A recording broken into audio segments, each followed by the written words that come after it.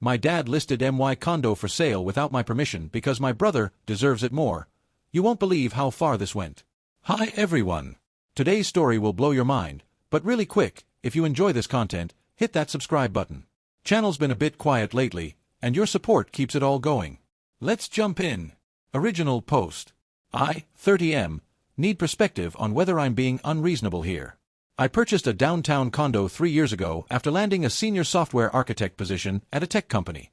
The condo is in a prime location, walking distance to restaurants, parks, and yes, my company's office, though I rarely need to go in. I put down a substantial deposit for my savings and have never missed a mortgage payment. My father, 62M, has always had opinions about my career. He worked construction for 40 years and considers anything done on a computer to be playing around. When I bought the condo, he made comments about it being too nice for someone my age, but I thought he was just being his usual self. Things changed 6 months ago when my company went fully remote. I'd been hybrid before, going in maybe twice a week, but now I work exclusively from home. I converted the second bedroom into a proper office, dual monitors, standing desk, the works. I'm more productive than ever and just received a promotion. Last month, my father started what I can only describe as a campaign. It began subtly, comments about how I don't really need to be downtown anymore. How the location is wasted on someone who sits at home all day. Then he started bringing up my older brother James, 35M. James works as a regional sales manager for a manufacturing company. His job requires him to commute to their suburban office daily, and he often complains about his 45-minute drive. He currently rents a place in the suburbs with his wife Patricia, 33F, and their 2 kids. My father's new favorite topic is how James actually needs a downtown location. How it would cut his commute in half. How he has a real job that requires him to be presentable at an office every day. How the school district near my condo is better for my nephews. I've explained repeatedly that 1. I bought this condo with my own money. 2. My job is very much real and pays more than James's. 3. I use the downtown amenities constantly, gym, restaurants, cultural events. 4.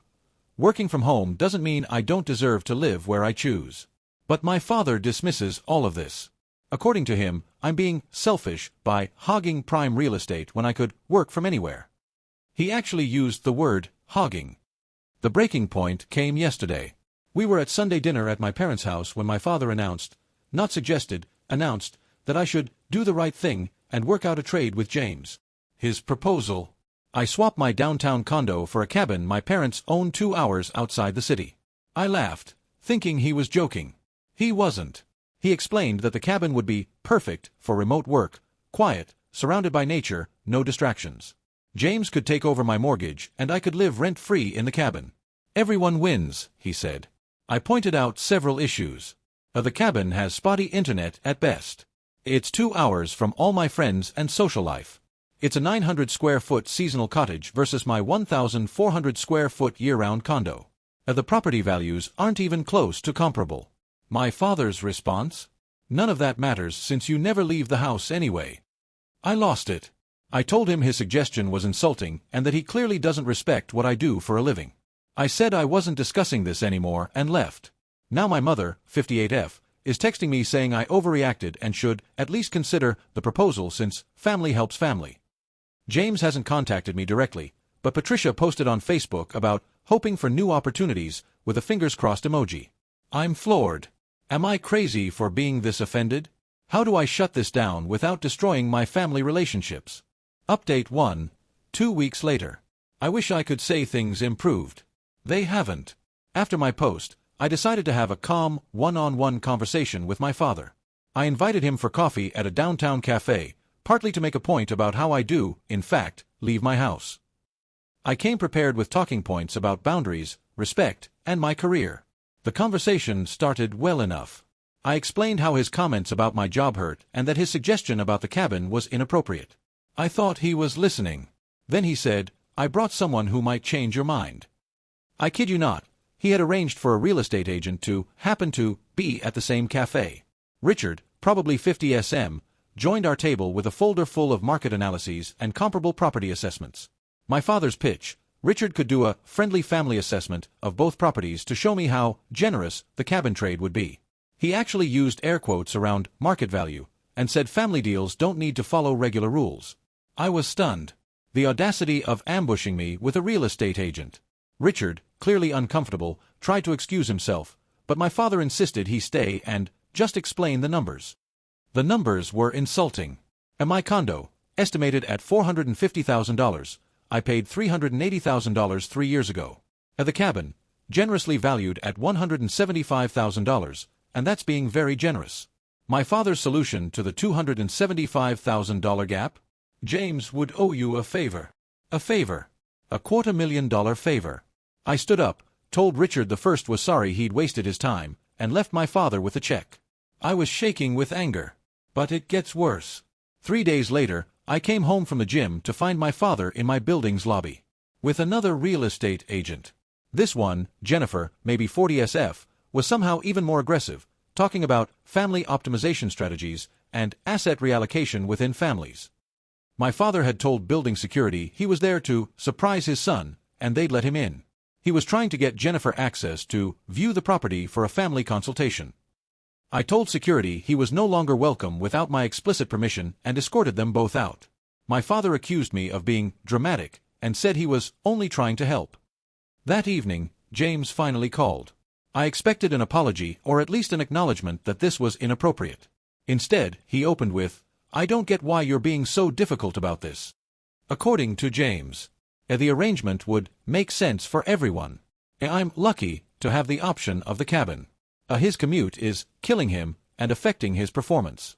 As the older brother with a family, he has more need for city amenities.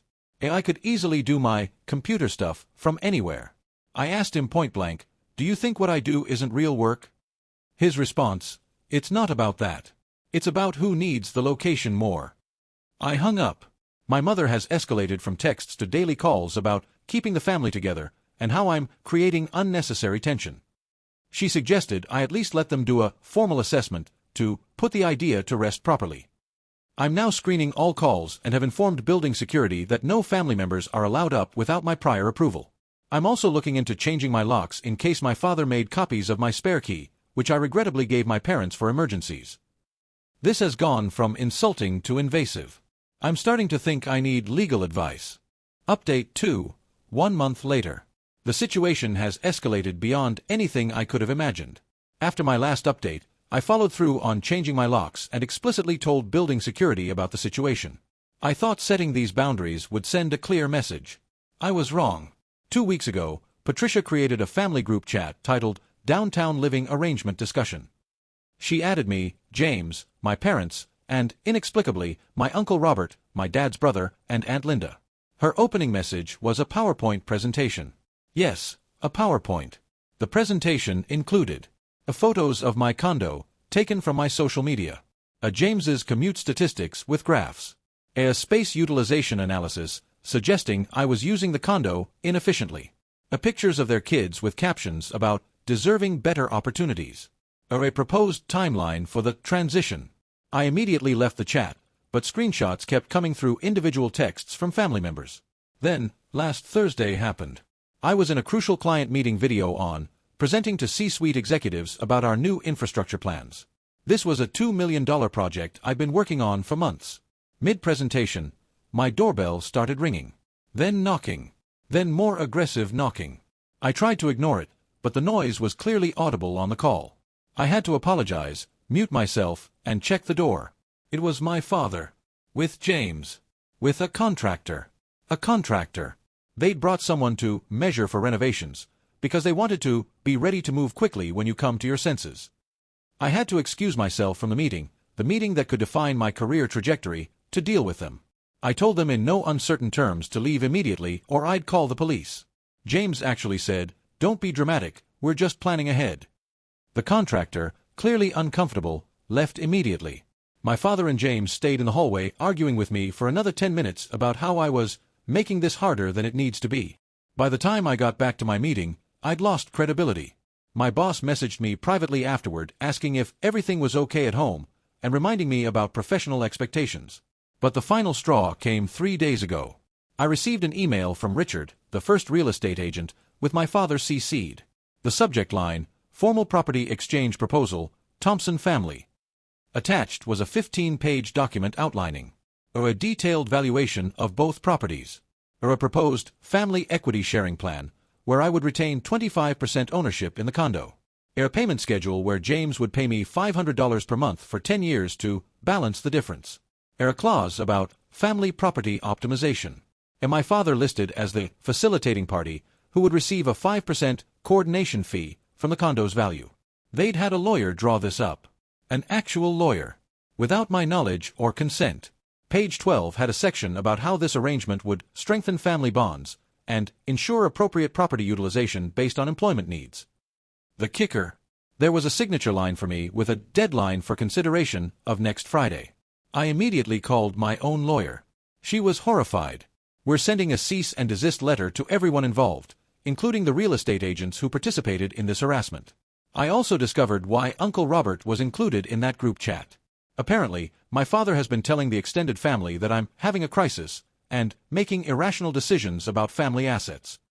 He's trying to build a coalition to pressure me. My mother called crying yesterday, saying I'm tearing the family apart over property. She actually said, "Is a condo really worth losing your brother?" I'm not losing anything. They're trying to steal my home. Update 3, 6 weeks later. I thought the cease and desist letter would be the end of it. I underestimated my father's determination and, apparently, his complete break from reality. The letter was sent 3 weeks ago. My lawyer made it clear, any further attempts to pressure me regarding my property would be considered harassment. No more ambushes, no more real estate agents, no more proposals. For about a week, it was quiet. Too quiet, as it turns out. Then my friend Kevin, who works in commercial real estate, sent me a text. "Dude, why is your condo listed as coming soon on MLS?" My heart dropped. MLS is the multiple listing service, the database real estate agents use. I logged on using Kevin's credentials, and there it was. My condo. Listed as coming soon, family transfer pending. The listing included professional photos, recent ones, including my furniture and personal items. A detailed floor plan. The phrase, motivated family seller, remote worker relocating to rural property. A James listed as the prospective buyer with pre-approval documents. A scheduled open house for next Sunday. I immediately called my lawyer. She was livid. This wasn't just crossing a line, it was potential fraud. Someone had forged documents to create this listing. We did some digging. The listing agent, Jennifer, the second real estate agent my father had ambushed me with. She claimed she had verbal authorization from the property owner and that this was a family arrangement that didn't require formal documentation. My lawyer shut it down within hours, but the damage was spreading. I started getting texts from acquaintances asking if I was moving. My building's management received calls about the upcoming sale. My neighbors were asking questions. But here's where it gets truly insane. Yesterday morning, I woke up to 47 missed calls. 47. My social media was blowing up. Patricia had posted in our neighborhood Facebook group about being excited to join the community and asking about schools for her kids. She'd shared photos of my building, talking about their upcoming move and how grateful they were that family was making this possible. The comments were flooding in welcomes, recommendations, people offering to help them move. Someone even offered to throw them a welcome party. I had to post a response, "There is no move. I am not selling my condo. This is my home, and any suggestion otherwise is false." The post erupted. Patricia accused me of going back on family agreements. People who don't know the full story started taking sides. Some supported me, others called me selfish for not helping family. Then, last night at 8 p.m., the doorbell rang. I checked the camera. It was my parents, James, Patricia, and my Uncle Robert. They were carrying boxes. Actual moving boxes. I didn't answer. They had a key to the building's front door, many residents do, so they came up. For 20 minutes, they knocked, rang the bell, and talked loudly in the hallway about how they were here to help with the transition and had taken time off work to facilitate the move. I called the police. Yes, I called the police on my own family. 2 officers arrived and found them in the hallway with moving boxes and a dolly. My father told them there was a family misunderstanding about moving dates. The officers asked to see documentation about any sale or transfer. Of course, there was none. I showed the officers the cease and desist letter, the fraudulent MLS listing, and the Facebook posts. They made my family leave and suggested I consider a restraining order. A restraining order. Against my parents and brother. After they left, I broke down. How did it come to this?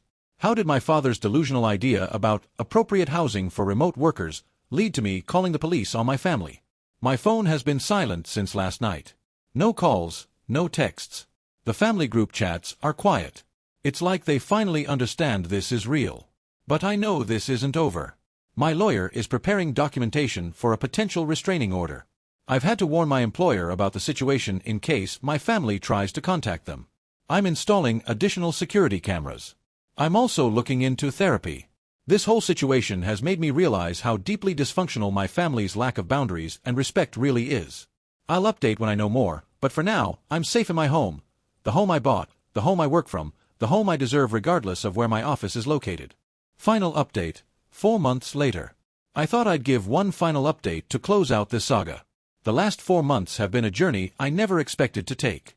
After the police incident, things went completely silent for about 2 weeks. No calls, no texts, no surprise visits. I started to hope that maybe, finally, the message had gotten through. Then I received a certified letter from my parents' attorney.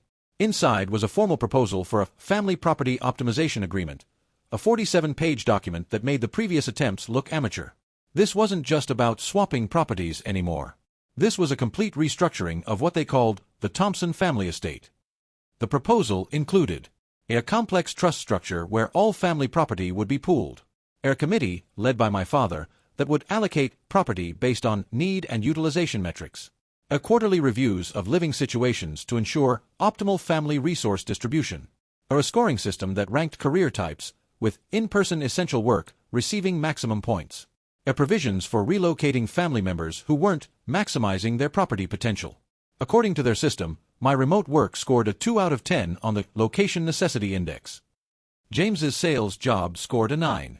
The document suggested I would be moved to the cabin immediately, with potential upgrades to suburban properties if I demonstrated increased location need in the future. But here's the kicker. Buried on page 31 was a section about how this trust would manage not just current property, but future inheritances. My parents were essentially trying to control where I could live for the rest of my life. My lawyer's response was swift and brutal. We filed for a restraining order and sent a response that made it clear any further attempts would result in criminal harassment charges. We also discovered that the lawyer who drafted this monstrosity was a family friend who owed my father a favor and wasn't even a real estate attorney. The restraining order hearing was surreal. My father showed up with a PowerPoint. Where do they get all these PowerPoints? About family unity and generational wealth optimization. He actually told the judge that I was squandering family resources by living in a prime location while doing computer work. The judge, a woman about my father's age, asked him a simple question. Sir, did your son purchase this property with his own money? My father's response, that's not the point. The point is optimization of family assets. Judge, assets that don't belong to you? My father, family assets should benefit the family optimally. The judge granted the restraining order. My father, mother, James, and Patricia are prohibited from coming within 500 feet of my home or workplace and cannot contact me except through lawyers. The aftermath was explosive. My extended family divided into camps. Uncle Robert called me selfish. Aunt Linda said I did the right thing. Cousins picked sides. Facebook became a war zone that I eventually had to abandon. But here's the unexpected part. James's wife Patricia reached out through her lawyer 2 months ago. She was filing for divorce. It turns out, this whole scheme had been James's idea from the start, but he'd convinced my father it was his own. James had massive gambling debts Patricia didn't know about. He'd been counting on the condo sale to pay them off. The family optimization was just a cover for his financial desperation. Patricia found out when creditors started calling their home. James had told them he was about to come into property worth $450,000. My father, rather than admitting he'd been manipulated by James, doubled down. He paid off James's debts, nearly $200,000, and then tried to sue me for destroying the family and causing James's divorce. The lawsuit was dismissed, but the damage was complete. I haven't spoken to my parents in 3 months. James moved back in with them after Patricia kicked him out. My mother sends letters through my lawyer about how I've chosen property over family, and how she'll never forgive me for what I've done to my brother. But here's what I've learned through therapy. I didn't choose property over family. I chose respect over manipulation. I chose boundaries over control. I chose my own life over their delusions. My work has never been better. That client meeting they interrupted? I managed to salvage it and we won the contract. I've been promoted to principal architect and received a 30% raise. I'm working remotely from my downtown condo, walking to coffee shops when I need a change of scenery, and enjoying the city life I chose and earned. I've also started dating someone, Lisa, who lives in my building. She's heard the whole story and can't believe it actually happened. She works in tech too, fully remote, and laughs at the idea that we don't deserve to live downtown. Last week, I saw my father at a grocery store. He was with James. They both looked tired, older. My father started to approach me, then saw my expression and turned away. James didn't even look up. I felt sad, but not regretful. They made their choices. They decided that their perception of real work and appropriate housing was more important than respecting my autonomy and choices. The cabin, by the way, is still sitting empty. Turns out, nobody wants to live 2 hours from civilization with spotty internet. Who could have predicted that? As for me, I'm still in my downtown condo. I've redecorated the second bedroom office, gotten to know my neighbors better, and built a chosen family of friends who respect me and my career. Every morning, I make coffee, sit at my desk with a view of the city, and do my computer stuff in peace. Sometimes family isn't about blood. Sometimes it's about the people who respect your choices, celebrate your successes, and understand that where you work doesn't determine where you deserve to live. To anyone facing similar pressure, your home is yours. Your career is valid. Your choices matter. Don't let anyone, family or otherwise, convince you otherwise. And yes, I still have excellent internet. Thank you to everyone who followed this journey. Your support and advice kept me sane. I won't be updating further as I'm focusing on moving forward, but I wanted you all to know how it ended. Stay strong, set boundaries, and never let anyone tell you that your work isn't real enough.